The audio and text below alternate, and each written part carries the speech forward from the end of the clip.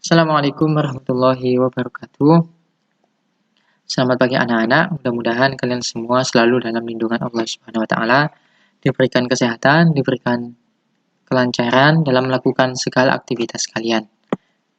Selamat untuk kalian sudah naik ke kelas 11. Semoga di kelas 11 ini kalian semakin rajin dan semangat. Kalian semakin rajin dan semangat untuk menuntut ilmu yang akan berguna untuk masa depan kalian nantinya. Kita juga berdoa mudah-mudahan kita semua senantiasa diberikan perlindungan dari Allah Subhanahu wa taala. Tidak lupa, saya selalu mengingatkan, hindari perbuatan-perbuatan yang bertentangan baik dengan norma-norma agama maupun dengan norma-norma sosial yang disepakati oleh masyarakat kita. Hindari minuman keras, hindari juga menggunakan narkoba dengan berbagai macam jenisnya. Kemudian hindari juga seks bebas atau seks di luar nikah. Sebab perbuatan-perbuatan tadi itu hanya akan merugikan kalian. Mungkin kalian akan mendapatkan nikmat, tapi nikmat sesaat. Setelah itu yang ada penyesalan dan kerugian. Sebisa mungkin hindari hal tersebut. Cari lingkungan yang positif, cari teman-teman yang positif, yang mengarahkan kalian kepada kegiatan-kegiatan yang positif dan tidak bertentangan dengan norma-norma agama maupun norma-norma sosial yang ada di masyarakat kita. Dan sebagai seorang muslim, jangan lupakan untuk senantiasa mendekatkan diri kepada Allah Subhanahu wa taala, Tuhan yang Maha Kuasa, perbanyak ibadah, perbanyak sholat, kemudian puasa-puasa sunnah, lalu membaca Al-Quran dan sebagainya. Mudah-mudahan dengan ibadah yang kita lakukan, kita semakin dekat dengan Allah Subhanahu wa taala dan kita dijauhkan oleh Allah Subhanahu wa taala dari berbagai macam mara bahaya, dari berbagai macam hal-hal negatif yang mungkin bisa berpengaruh terhadap kehidupan kita. Nah, anak-anak, di bab pertama ini, di kelas 11, mata pelajaran Pendidikan Pancasila dan Kewarganegaraan, kita akan belajar tentang harmonisasi hak dan kewajiban asasi manusia dalam perspektif Pancasila. Tujuan pembelajarannya, yang pertama, kalian diharapkan dapat memahami hak dan kewajiban asasi manusia. Kalian juga diharapkan dapat memahami substansi hak dan kewajiban asasi manusia dalam perspektif Pancasila. Yang ketiga, kalian diharapkan dapat menganalisa kasus-kasus pelanggaran HAM yang terjadi di Indonesia.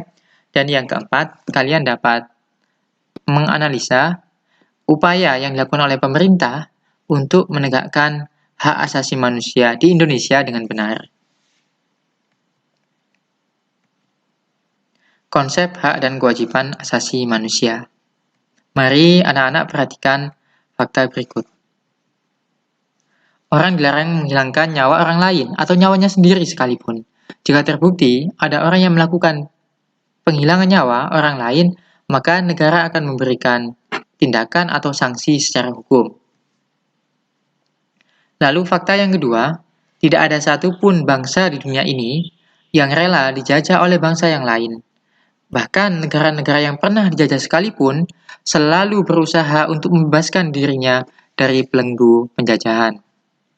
Fakta yang ketiga, tidak ada seorang manusia pun yang ingin hidup sengsara. Ia akan selalu berusaha mencapai kesejahteraan, baik sejahtera secara lahir maupun batin. Nah, dari tiga fakta yang di atas, ya, kita tidak boleh menghilangkan nyawa orang lain. Kemudian tidak ada satu bangsa pun di atas dunia ini yang mau dijajah oleh bangsa yang lain.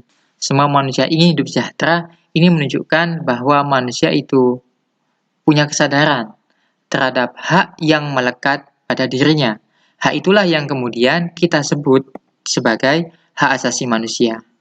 Jadi, secara sederhana, hak asasi manusia itu apa? Hak asasi manusia adalah hak dasar yang melekat pada manusia menurut kodratnya.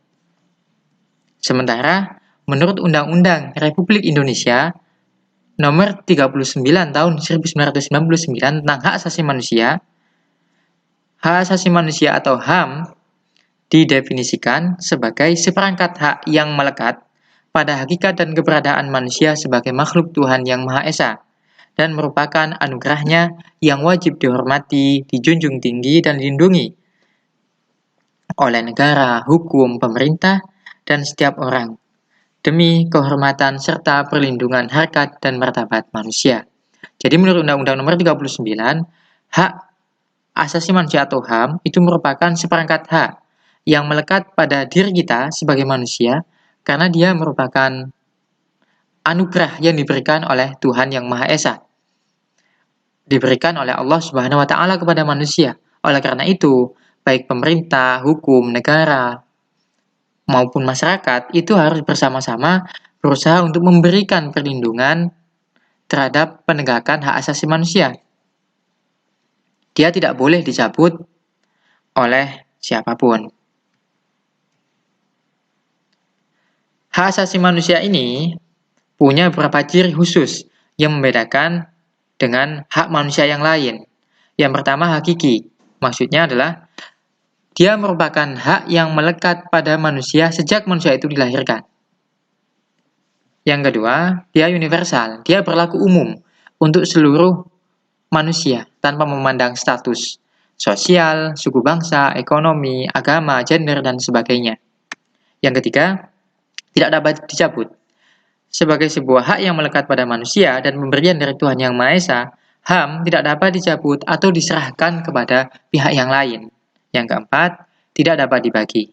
Artinya, hak itu merupakan satu paket yang tidak bisa dipisahkan satu dengan yang lain. Ada hak pribadi, ada hak sipil, hak politik, hak ekonomi, sosial, dan budaya. Ini merupakan satu hak yang saling melengkapi satu dengan yang lain, sehingga tidak dapat dibagi-bagi.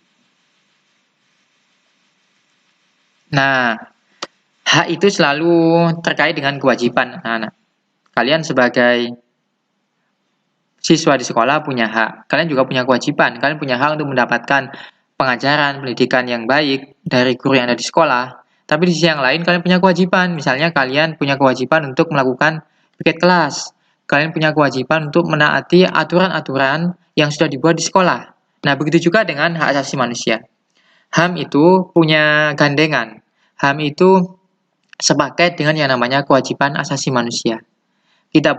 Sebagai manusia, kita punya hak yang harus dihormati oleh orang lain, tapi di sisi yang lain kita juga punya kewajiban yang disebut dengan kewajiban asasi manusia. Apa itu kewajiban asasi manusia?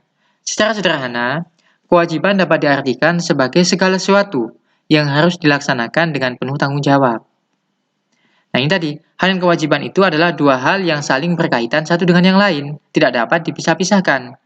Keduanya memiliki hubungan kausalitas atau hubungan sebab akibat.